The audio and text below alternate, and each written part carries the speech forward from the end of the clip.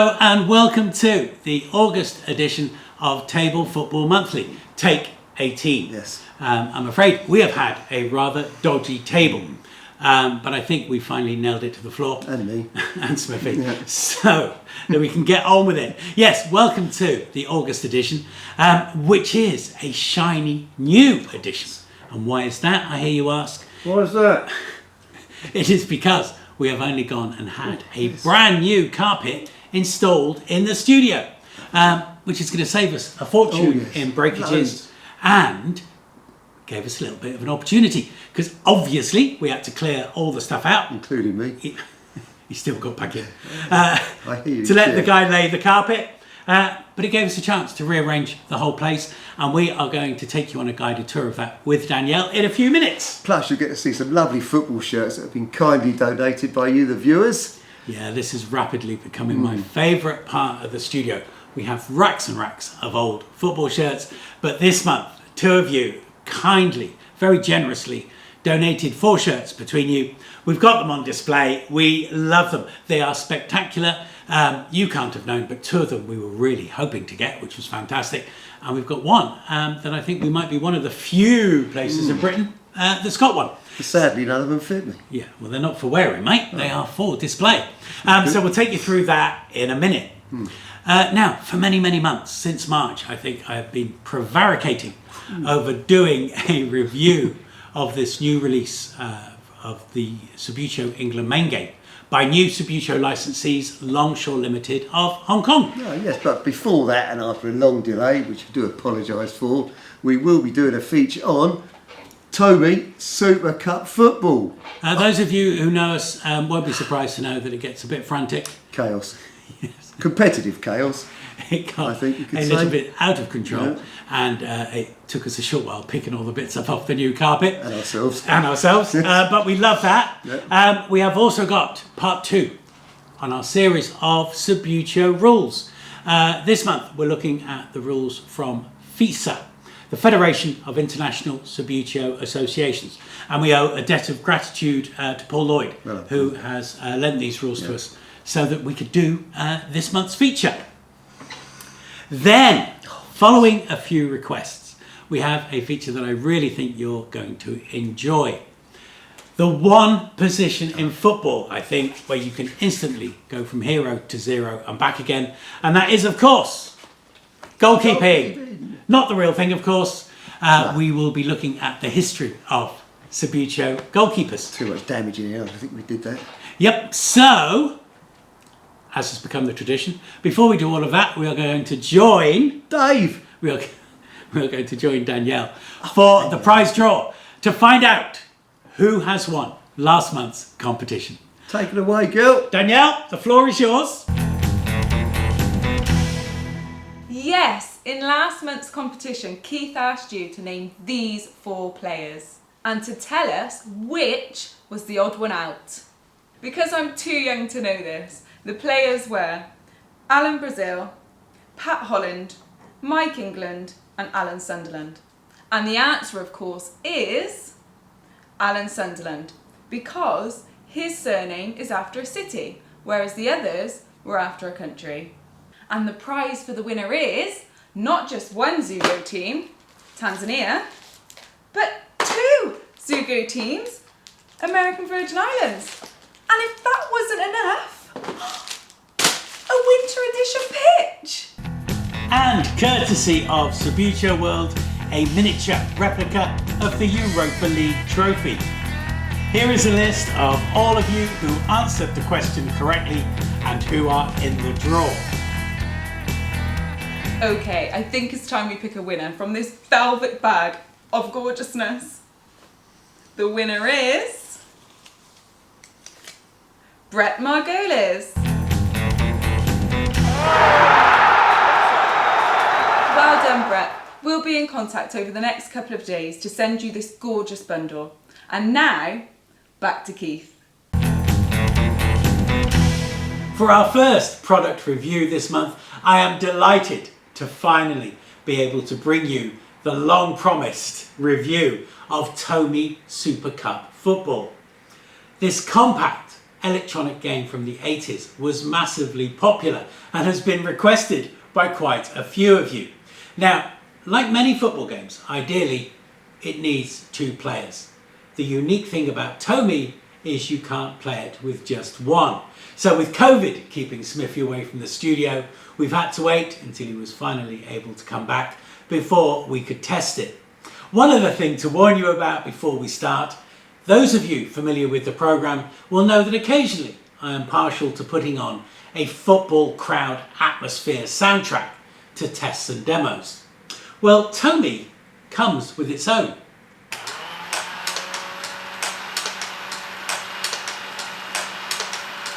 Quite rhythmic in its own way, but impossible to talk over when you're playing. So you'll forgive me, Smithy and I will play this game, we'll have a laugh doing it, but then I'm afraid the commentary will have to be done as a separate voiceover afterwards, because Tomy's special voice and ours just will not mix. So let's have a look at this lovely little game. Super Cup Football promises non-stop action, motorised play and realistic super skills. A nice touch is the addition of one unpainted team attached to a sprue which aids painting, and very helpful spare balls.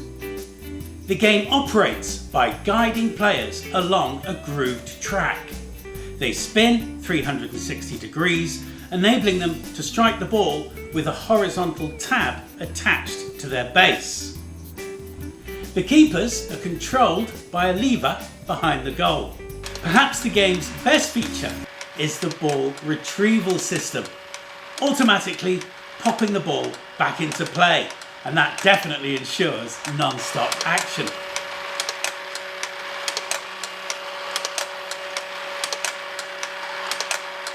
A ratcheted scoreboard is built into the grandstand, and a very useful hidden container is in the opposite stand.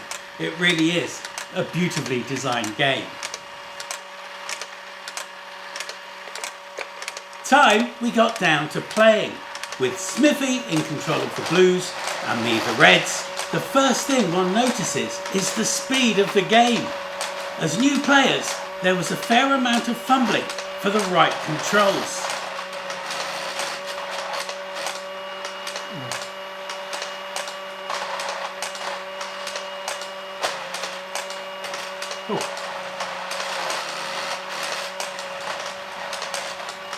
Centre forward.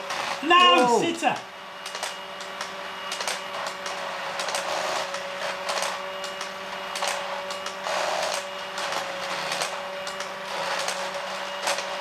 Oh, there's a shot on then. Oh, what's that for? Oh, come on. 1-0 yeah, Smithy. get in there. But an instant response. A fluke goal from a clearance equalises. Oh, from the back.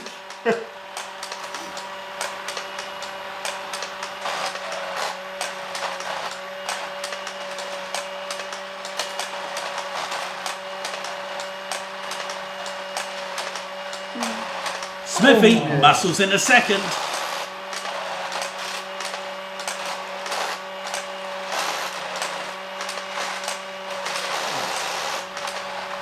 Then robs possession to steal a third. Oh, stole it.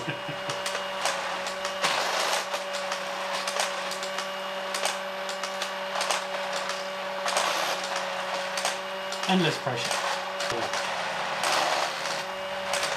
A late goal for the Reds provides a bit of respectability to the final score. Smithy, Right, the 3-2 winner. Well, there you have it. I know it's taken us a short while to get around to doing the review, but there we have Tomy Super Cup Football. What do you make of it? Well, it was worth it, wasn't it? It was very enjoyable. Yeah, certainly a bit frantic. It was a bit all over the place. Took a while to master the controls, I found. Yeah, finding out what lever is operating which player is what took us most of the time. Yeah, plus your little lever for the goalkeeper on the side there. I was trying to do it with my little finger. It was a bit tricky. I think the two of us are too familiar with having keepers on the end of a rod rather than having to flick to the left. But enough of our feeble excuses for being rubbish. I'm sorry we weren't all that good at it, but it was good enough to warrant another game, wasn't very it? enjoyable, yeah. And we love the way the ball pings back into play. Oh, yeah. That feature alone is worth it. Not entirely sure I was happy with the racket.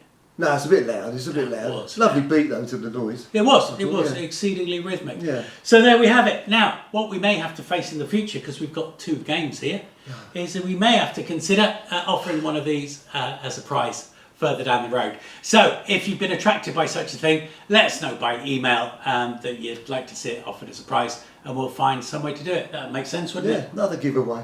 it? Right, coffee time, eh? I reckon so. Go on. It's gonna be a good day.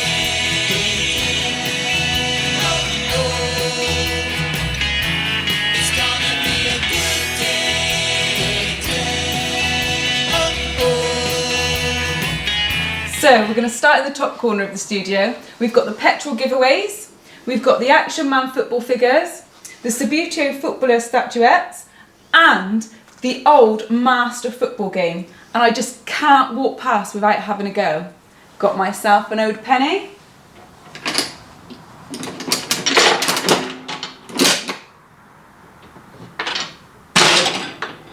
So smooth. Here on my left, which needs little introduction, is Smithy's football stadium. We've talked about it so many times before, we don't need to talk about that. But here on my right, football shirts. But beneath them is the green Subbuteo boxes. Which is why he's called it the green table. I've just worked that out. However, I do know that this is the Munich edition, and I'm not allowed to touch it. Shh. Next door, we have the 2 mini tables. The blue one is the Subbuteo Indoor Edition, and next to it is the Pegasus half-size Astro Pitch. Wherever we go around the studio, there's going to be other games. Have a look at them, enjoy them, but don't expect me to tell you what they are. Here we have Keith's Stadium, and behind it is stuff. Lots and lots of stuff. Just tell me if I'm giving you too much information. And here we have the island, which is a mix of Subbuteo flats and more petrol giveaways. 1970. Was there even a date such as 1970? Only kidding. Total Action Football and a pile of Subbuteo World Cup editions. Here we have 3 of the France 98 edition. Who needs 3? Must be a man thing. Lightweights, tip kick, which I do like, and big league. Lots and lots of big league. More lightweights, Subbuteo 5-a-side, and World Cup squads at the top. And down here, lots and lots of Astro pictures. I'm not going to rush past New Footy because they always seem to get the rough end of the stick. We like New Footy, the original table football game. More Subbuteo, Barbie, and more Subbuteo. This is one of our presentation tables where we do bits and bobs to camera. This is demonstration table number 1. More shelves with lots and lots of stuff, but above it, Keith's striker collection, which I know he's really happy with. Finally, a table I know. And I can have a sip of my drink. Thirsty work studio tours. And we're halfway through. This time last year, Keith sent me a text telling me he's got a new shop stand. An hour later, he sends me a picture saying, "Here is my shop stand." An hour after that, another picture. I've filled my shop stand with all this stuff. Keith loves this shop stand. And on its own and pride of place is Keith's immaculate 5-a-side Football Express. And members of our Facebook group will know all about this. I know, another 5-a-side Football Express. But this one has a diorama all around it, and the vehicles move.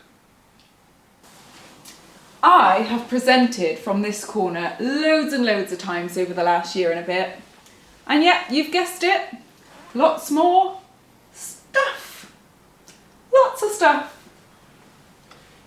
Needs a dust though. Arsenal away, 71. Arsenal home, 71. Crystal Palace home, 71-72. And our Subbuteo Winter Edition pitch. I haven't actually played on this, but it's so smooth, it would make a lovely pair of Winter Edition pyjamas. Oops, where was I? Our last table, which is mainly magnetic and mechanical games. It should be called the M table. It is now. That just about concludes our studio tour. We've ended up here with these gorgeous shirts, which Keith is going to talk to you about later. If you want any more information about what's here in the studio, you're better off emailing Keith. Oh, we did get a new carpet. It's gonna be a good day.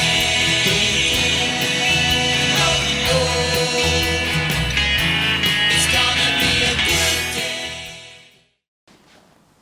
day. It's time for our much anticipated feature on Subbuteo Goalkeepers. Don't you really keep us wearing glasses, do you? I don't really need them. I remember reading in a football annual in the late 60s, early 70s, a chapter by Bob Wilson, and it was titled, "You Have to Be Crazy to Be a Goalkeeper." Well, when Peter Adolf created Subbuteo in 1947, goalkeepers weren't the agile, well-styled, well-groomed heroes of today, with their big gloves and a towel hanging in the back of the net. No, they were usually the least capable footballer of the 11, the man brave enough to go in goal, barehanded to face shoulder charges, and the prospect of a laced-up leather football like this coming to him at 50 miles an hour on a freezing cold, frosty January that could give him whiplash. It could hit him so hard. The keepers weren't protected. It was not a glory job. So, when Peter Adolf was looking at creating his first team, goalkeepers were not at the forefront of his mind. He already had inspiration that meant he didn't really have to tax his imagination too hard. And as usual, that came from Bill Keeling's New Footy. Here we have his goal from the mid-30s. A card keeper on a small lead base. The clever bit is the wire wraps around his ankles, making him more solid and less likely to break. So, when Peter Adolf decided he needed a keeper, he created goals of very similar dimensions, similar width, just a little bit higher. And his goalkeeper was initially card, but eventually celluloid, and stood in it. So our scale was really a factor created by New Footy, and having a rod in the back made the goalkeeper perfectly movable.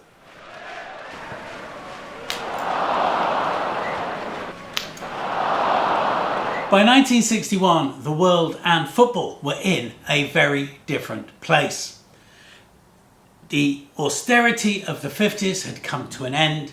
There was optimism around, and there were a few extra pennies in people's pockets. In football, the dark, cloggy black and white days of thick woolly shirts, hobnail boots and long baggy shorts had been replaced by short-sleeved V-neck shirts that were altogether more sporty. The shorts were much shorter and the boots far more resembled those we see today. Now, on the table football front, New Footy had reached a financial calamity that was ultimately going to lead to their demise. For Subbuteo, Peter Adolf was about to launch his plastic 00 scale figures we now call the Old Heavyweight. And as you can see here, in the colours of Hibernian, they were a big leap forward from the flat celluloids. Now, the flat celluloids went on all the way through the 60s and were incredibly popular, certainly amongst purists. What these did, including the two goalkeepers that came with them, was add a different kind of play value. These players looked like young kids' heroes, and the keepers were a massive leap forward from the flat celluloid. We had the crouching keeper and the diving keeper. The legacy from the flats era was they are both standing atop flat bases and retain the wire rods, and they were quite long. The keeper could advance quite a long way out of his area.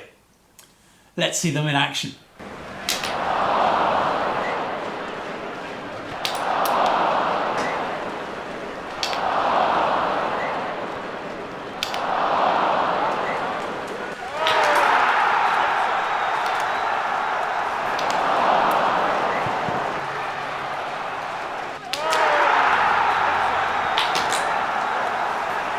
By the end of the 60s, things had jumped forward even more. We'd had the Beatles, we'd had the hippies, we had satellites. The Cold War had hit a dangerous peak, but was now just cooling off a little bit. In football, England had won the World Cup, of course, and footballers were becoming personalities, led by the magical George Best. So, what about being a table footballer goalkeeper in 1969? Well, the good news is you found yourself with a plastic rod. This was easier to hold and a lot firmer. It came with a drawback. It wasn't as long as the old wire. Our 1969 goalkeeper was now restricted to the 6-yard box. The figure with his archback dive looks fantastic. It's got a real sense of motion about it, and he's got the same bar as the heavyweights, slotting him into his base.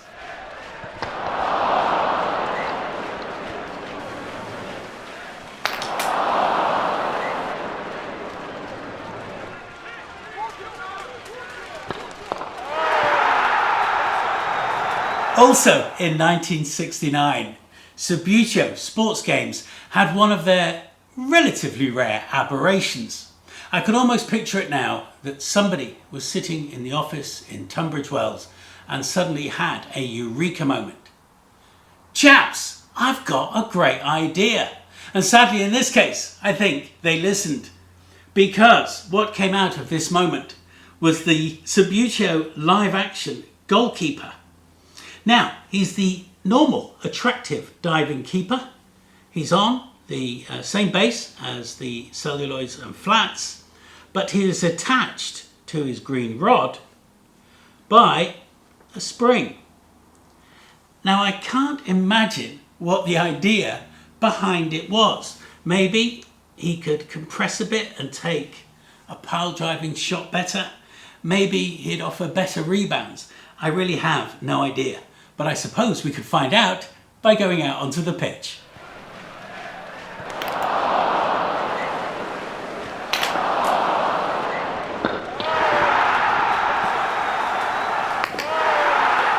The early 70s witnessed the release of one of Subbuteo Sports Games' most innovative box set, Football Express, the Subbuteo replica of Evening Standard and Daily Express 5-a-sides. The fast and furious game where the ball was kept in play by these curved surrounds.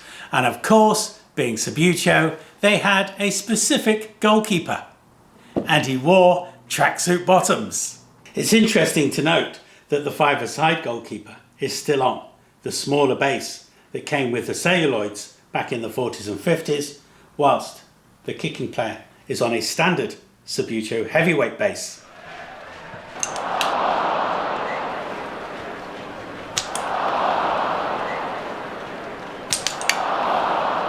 Subbuteo Sports Games had a very well-earned reputation for producing innovative and interesting accessories. And with this set E302, you have a really useful and good-looking set of spare Football Express goalkeepers. In 1973-74, Subbuteo introduced set 133, the interchangeable goalkeepers. This consisted of 6 keepers, 2 diving at an angle, 2 a straighter dive, and 2 crouching goalkeepers. And they were interchangeable by slotting one of the 2 plastic rods that came in the set into the rear of the base. And Bob was your uncle. Now this in itself was quite interesting, but in 1978 it became even more interesting still, with the launch in a similar box of the poetically known diving goalkeeper with cap. This was to become, in my opinion, the best shot stopper Subbuteo were to produce.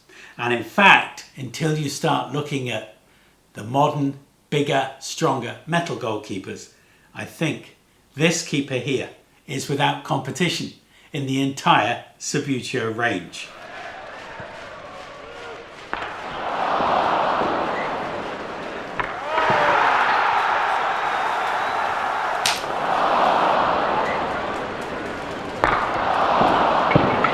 In the same year, the diving keeper with cap arrived in a 2-keeper set with a fixed rod. And as I mentioned before, these were my favourite keepers from the day they came out, and Smithy and I still use them a lot. Before we go diving into the lightweights of the early 80s, I want to share 2 novelty items with you that came out around the same time. C202 consists of 2 throwing goalkeepers. The kicking goalkeepers arrived in set 203, but were also in the FIFA World Cup set of 82, I believe. What's unique about them is that they are rare in as much as they are holding scale footballs, which you don't see on any other figures in the Subbuteo range. Not much use for anything, but cute to look at. By 1982, the Subbuteo lightweights appeared on the scene, replacing the rather unsuccessful and unloved zombie players. They in turn had replaced the heavyweights at the end of the 70s. Now this was caused by 2 commercial issues. Firstly, the cost of outsourcing painting to outworkers in Tunbridge Wells, Wales and Gibraltar to hand paint the heavyweights had become too costly, so machine printing was a necessity. The other thing, which we covered in earlier editions of Table Football Monthly, was that the heavyweights had been made from coal-based plastic. By the end of the 70s, after the energy crisis and minor disputes, coal-based anything had become very expensive. By the early 80s, oil was being piped through from the North Sea, and so the lightweights were made out of the lighter oil-based plastic. And here they are. There was a small change in the goalkeeper. He's still a diving keeper, he's a bit slimmer, and he is fixed to the base by a peg. Let's have a look and see him in action on the pitch.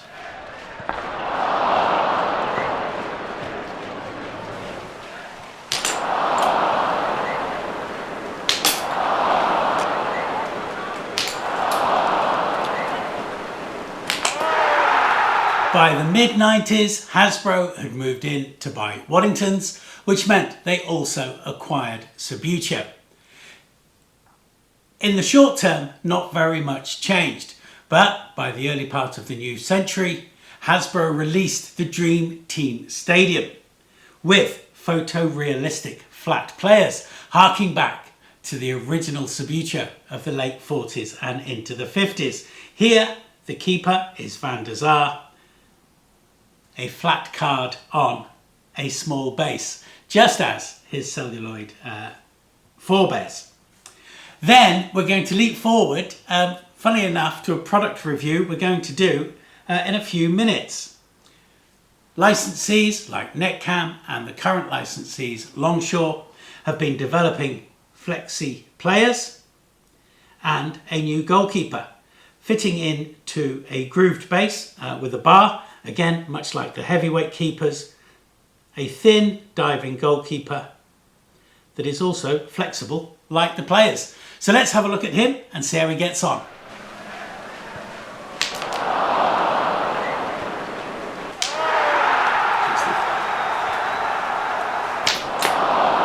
Well, that concludes our trip through the goalkeeping ages of Subbuteo. And much like the real job Subbuteo goalkeeping requires anticipation, positioning and reflexes. If you can master those with whatever goalkeeper type you use, you're going to prevent your opponent clocking up big scores, giving yourself an even better chance for victory. When I first started putting this studio together way back in 2017, it was my intention to build up a collection of post-war table football games. One of the unintended byproducts of that, which has brought immense pleasure, has been the ever-growing collection of old football shirts. Now normally I just leave these around as decoration, but in the last month we have received 2 very generous donations, which led me to think you might enjoy seeing the way the collection is going. So here, this is our international selection just here, starting with, as an Englishman, one of the most famous of all, the red England 1966 World Cup winning shirt with England captain Bobby Moore's number on the back. Now, if you're Scottish, far more important than that is this shirt that was from the 1974 German-Scottish campaign. This is lovely. From that same World Cup, the shirt worn by Johan Cruyff, or at least a replica of it, including his magical number.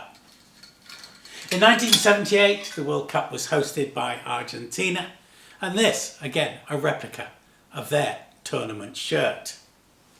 Then we moved to the clubs. In 1967, Celtic made it to the European Cup final, where they met Italian giants Inter Milan.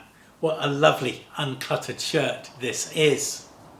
Then we come back to England for an iconic shirt, the 1960s Liverpool shirt. How beautiful is that? Every time I look at this, I can't help but think of Ron Yates. Now to the first of our donations. Colin Hum in the last month sent us these 2 1971 Arsenal double winning shirts. The famous red and white and the yellow and blue from the 1971 FA Cup final. Thanks, Colin. These are a great addition. Now, from Smithy's viewpoint, the most important shirt in the collection, the late 60s West Ham shirt with the iconic Hammers badge and, of course, once again, Bobby Moore's number on the back. Now, a recent acquisition that those of you who are on our Table Football Monthly Facebook group will know gave me enormous pleasure getting my hands on this 71-72 Crystal Palace shirt, one of my favourite Subbuteo teams, and it's great to have the shirt in the studio. Now finally, 2 shirts that really represent the transition of football in the 70s with the onset of the Admiral football shirts. Leeds United and Leicester City. These are superb. Love them. Now we have 2 more to look at. Many members of our Table Football Monthly group on Facebook will have seen uploads from somebody who goes by the name of Subbuteo Tottenham fan, a gentleman called Guy Palmer. He very kindly donated this more recent Tottenham shirt, which we are delighted to have, balancing Arsenal and West Ham. And more importantly for me, because I love this, is the Gibraltar national shirt. Fantastic. Lovely thought, Guy. Thank you very much indeed.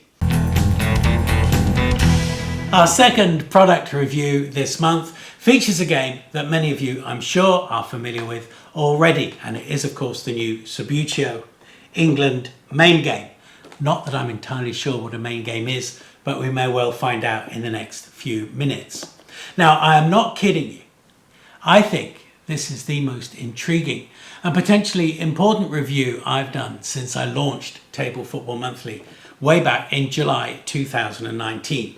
But before we open up that whole can of worms, let's start with the basics. Up until recently, Subbuteo owners Hasbro had granted the license to manufacture and sell Subbuteo to a Spanish company, Netcam 11 Force.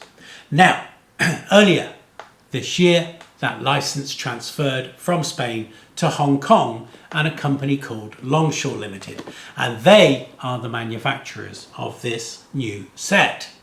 Now, when you compare it to sets from Netcam and 11 Force, you'd be forgiven for thinking it was an example of meet the new boss, same as the old boss.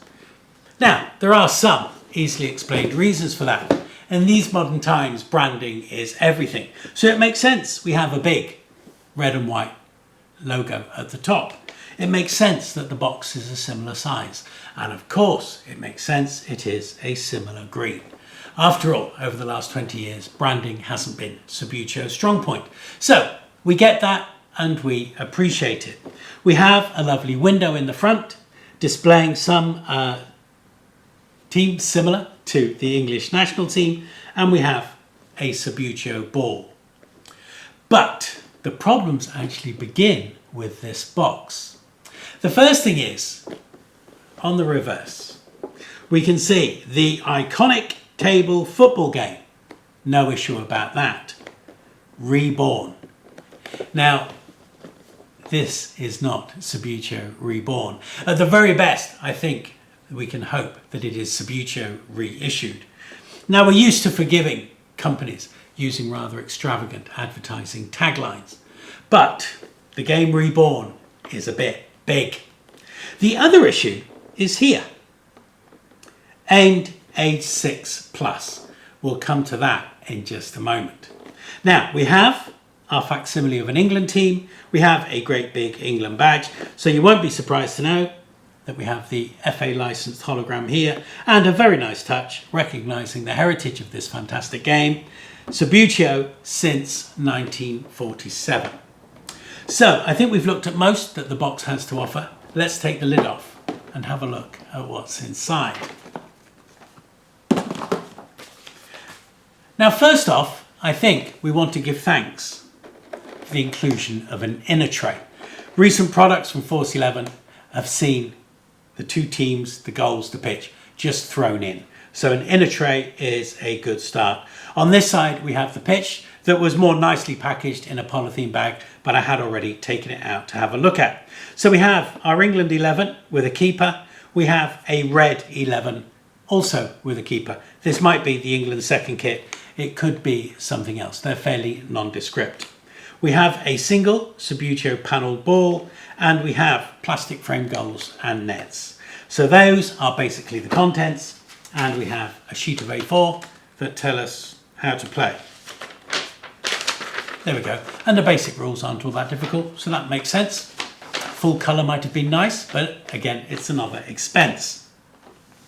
Now, before we take these models out, let's have a think about what we saw on the front of the box. Aged 6+.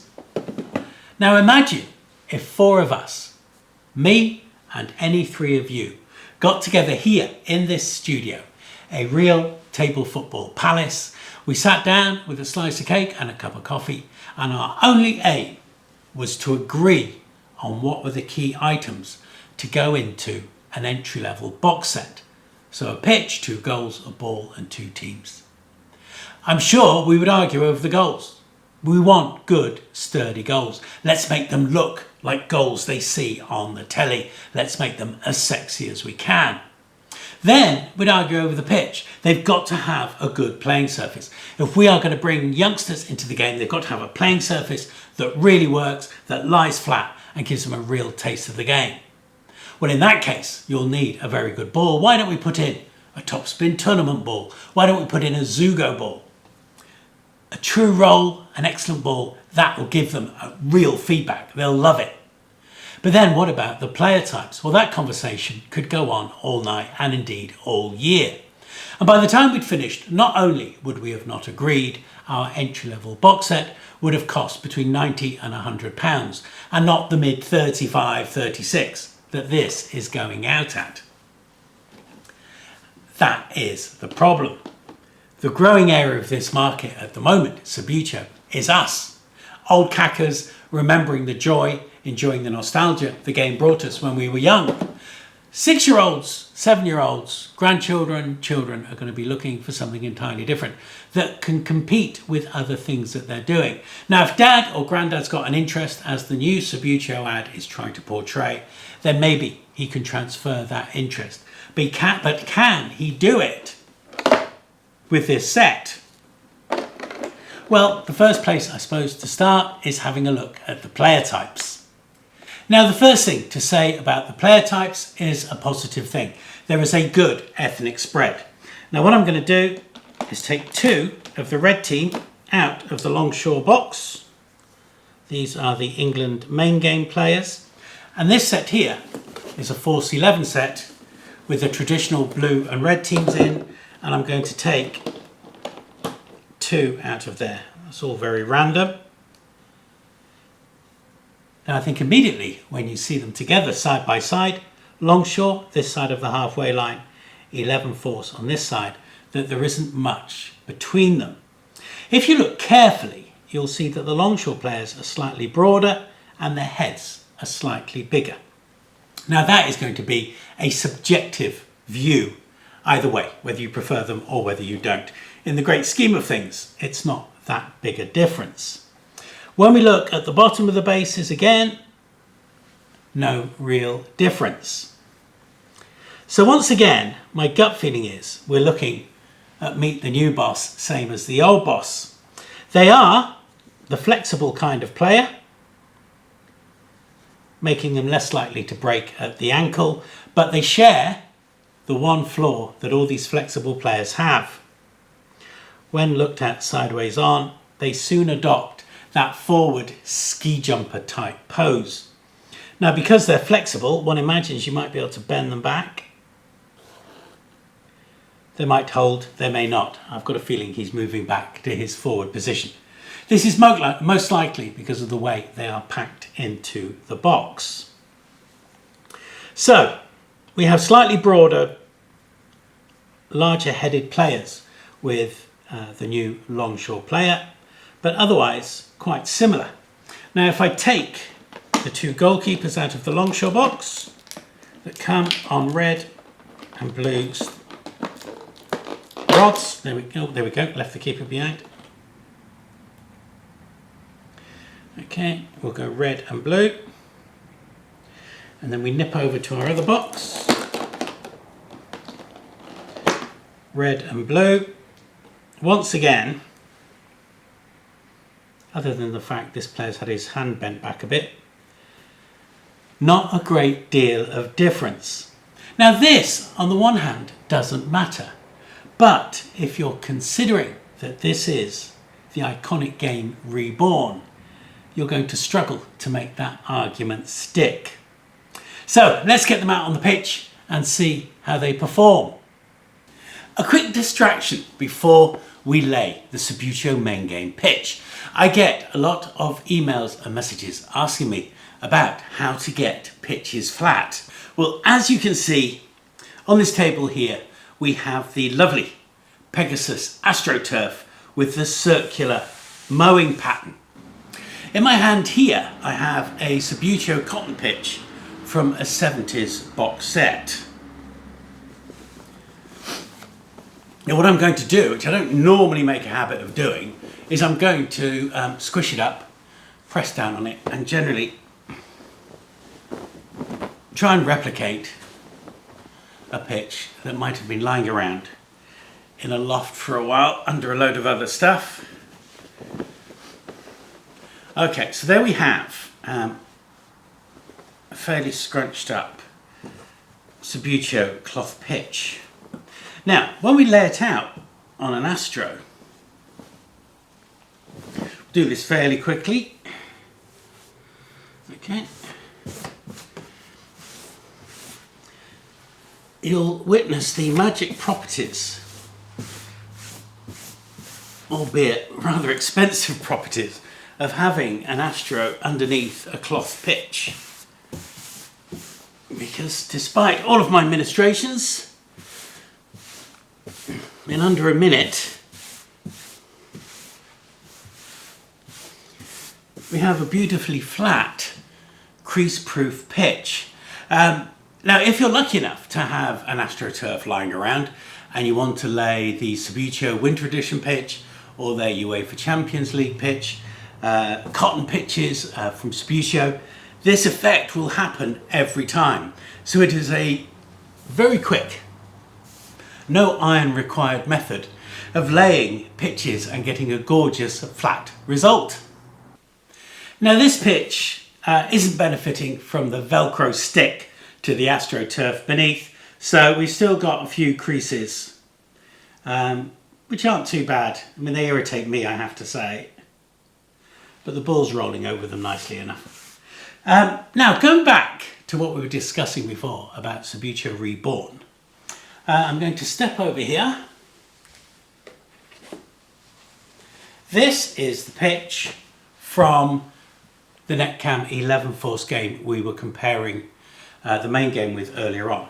So what I'm going to do is I'm going to fold half the pitch, because I have a sneaky suspicion, which I haven't proven, but I think I'm going to be proved correct.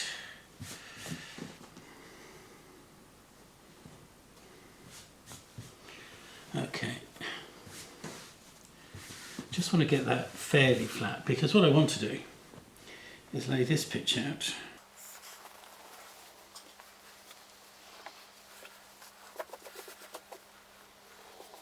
Now I've got to be honest.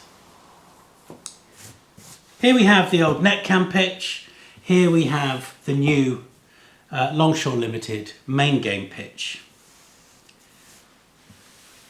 The surface feels the same, and the backing has a sort of sheeny nylon feel to it. So once again, I'm afraid we're not seeing anything reborn here. Next up, we have the goals. This is an early Subbuteo goal. So we are talking late 40s, early 50s. This is a plastic goal with a net that fits really rather well. Okay, now that's interesting, because I want to consider the argument about how easy or difficult it is to produce a good quality goal in an entry-level box set. This is the main game goal. It comes in three parts: the base, the posts and the net. So it doesn't look overly complicated. In fact, these are the same fittings again as in the Netcam game. Okay, so there's the goal frame. Okay, it's not lying particularly flat, but once it's pinned down it'll be fine. And then the net peg. There we go. That's a more acceptable job. Right, so let's stick that at the end. And no need to keep the camera running while I put another one together. Okay, we're joining the game a few seconds in, so the players have had a chance to spread out. Let's see what we've got.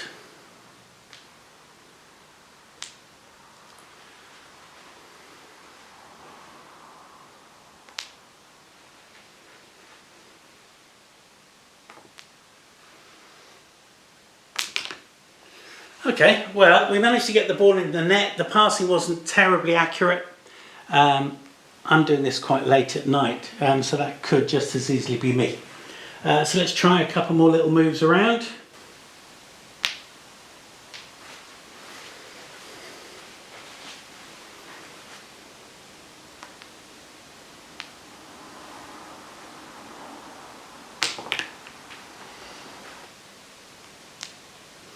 Got a bit of a spin there.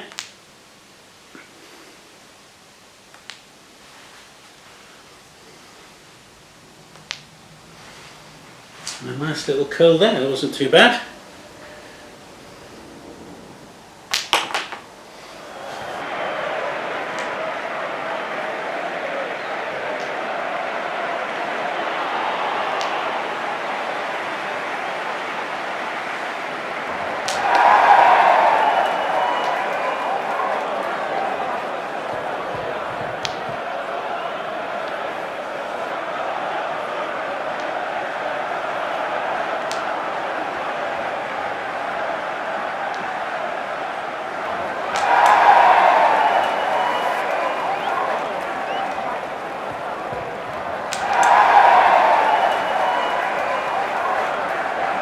I said at the start of this review this was going to be the most intriguing and troubling review I've done since I launched Table Football Monthly, and now I can tell you why. As a long-standing Subbuteo enthusiast, this game never had a prayer of impressing me. How could it when we have teams that can cost 60 odd pounds, Y2K player types on beautiful Stefan Korda G2 Raptor bases or on topspin bases? Teams that do everything that you want. If you had those, metal goals, a topspin tournament ball, and for the sake of discussion, my muddy pitch, the box set would be getting on for 65, 90 pounds. And no one is going to pay that for an entry-level set. So, one's got to be realistic. For Longshore, they were going to be between a rock and a hard place, whatever they did. Our expectations as older enthusiasts could never be met. This set at £36 costs the equivalent of you going on to an auction site and buying an immaculate box set of World Cup goals. It's no money in today's cash. The thing that is disappointing is that I don't feel that they've taken the game any further forward. That is a genuine disappointment. If Netcam ran the first half of the relay race, when they handed the baton to Longshore, sadly nothing changed. They ran round to the finish with fundamentally the same pitch, the same goals, the player types. The differences are so minuscule as to be irrelevant, and that doesn't match your claim of Subbuteo reborn. It is, I'm afraid, Subbuteo reissued. But having said that, when you get these players on the pitch, the detailing for the money is excellent. We've seen the players do some very graceful spins. The pitch is very average, but what are you going to get for this kind of money? There are two genuine problems that would be easy to fix. The first one is, if you're going to introduce youngsters to this game and they take the time to master a straight flick, they've got to have a ball that rolls straight. Now, for me, I turned this into a bit of fun. Once I realised the ball could be curled left and right, I was playing passes deliberately to make use of the curl. But for somebody just starting out, they're not going to do that. The second issue is your player type. Flexible players will be fine. But the trouble is, the way that they are being seated in the inlay tray is that the base is pushed in to stop the players rattling about, and the back of the inlay tray pushes the player forward. By the time you've put that on a ship, it's left China, it's sailed across the 7 seas, it's been in a warehouse, it's been transported to a distribution point, and then gets to me. This player is in a forward ski jump pose, and it's almost impossible to get him to go back.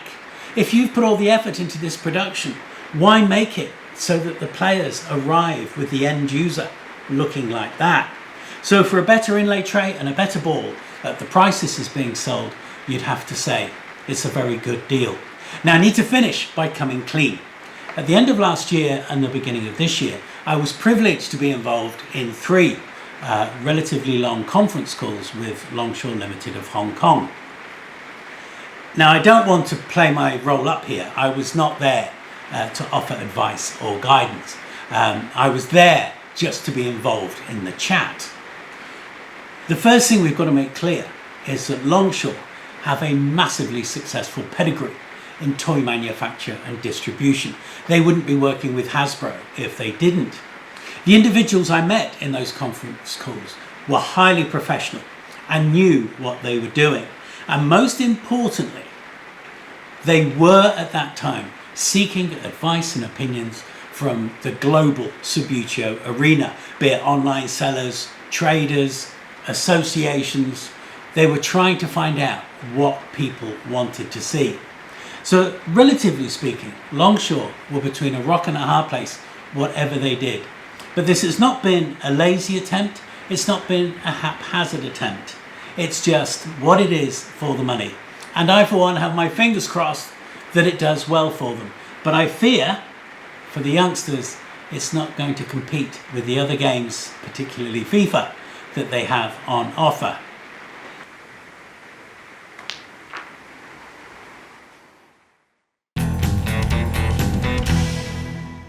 This month's question should not pose any problems for you at all. We're going to continue with our goalkeeping theme. And if you would like to win these two beautifully presented Zeugo teams, the two Milan teams, AC Milan and Inter Milan, beautifully finished in these flat, straight line sliding bases. They really are gorgeous. Have a quick look of what they're capable of.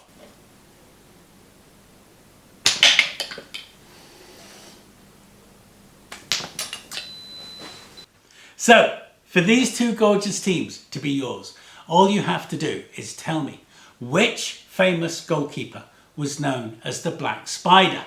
All goalkeepers have nicknames. Peter Bonetti famously was known as the Cat. But I want to know who was the Black Spider. If you can get your answers to me by the 25th of September, that would be fabulous. And remember, please, the only answers we will accept need to be sent to our email address, which is on your screen now, info@tabletopyears.com. Before I head back to the main table to wrap up this August edition of Table Football Monthly, can I just share a quick apology? It was my intention to feature, as part of our series on Subbuteo rules, a piece on FISA rules this month. But for two reasons, mainly the amount of content we already had, but also that everything got pushed towards the end of the month. It's just meant I haven't had time to complete the edit. But with a bit of luck, I'll be able to do that a little bit each evening this week, and I will aim to put it up next weekend as a Table Football Monthly special. So my apologies that it's not included in this month's edition, but I hope you will see it later in the week. Well, that Just about wraps it up for this month's edition of Table Football Monthly. very funny. I'm becoming predictable, obviously. Yes, it is time to wrap up this month's edition. I can't do it, I've got to say it twice. But before we go, I do want to say A great big thank you. Do you know what? This is the first time, every time I know you, that I'm beginning to feel married. Oh, my sentences are being finished for me. Right, yes, I do, genuinely. I genuinely want to say a big thank you to Colin Hum for donating two fantastic 1971 Arsenal double winning shirts that have been a great addition to our growing collection. Thanks, Colin. We love them. And also Guy Palmer for our Tottenham shirt and the gorgeous Gibraltar shirt. we love that Gibraltar shirt. So thanks to Guy, really kind. And of course, thanks to all of you for your continued support and for watching the programme. So from both of us, until next month, it is bye-bye. See you, bye.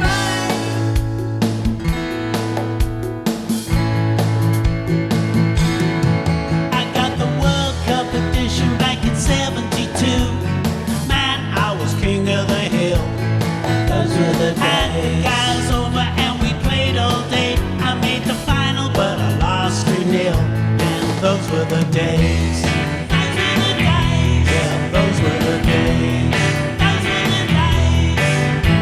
Tired of being a grown-up, wanna throw it away. I said, Smithy, let's set up and play. Danielle came along, she was cool, she was blonde. She said, everything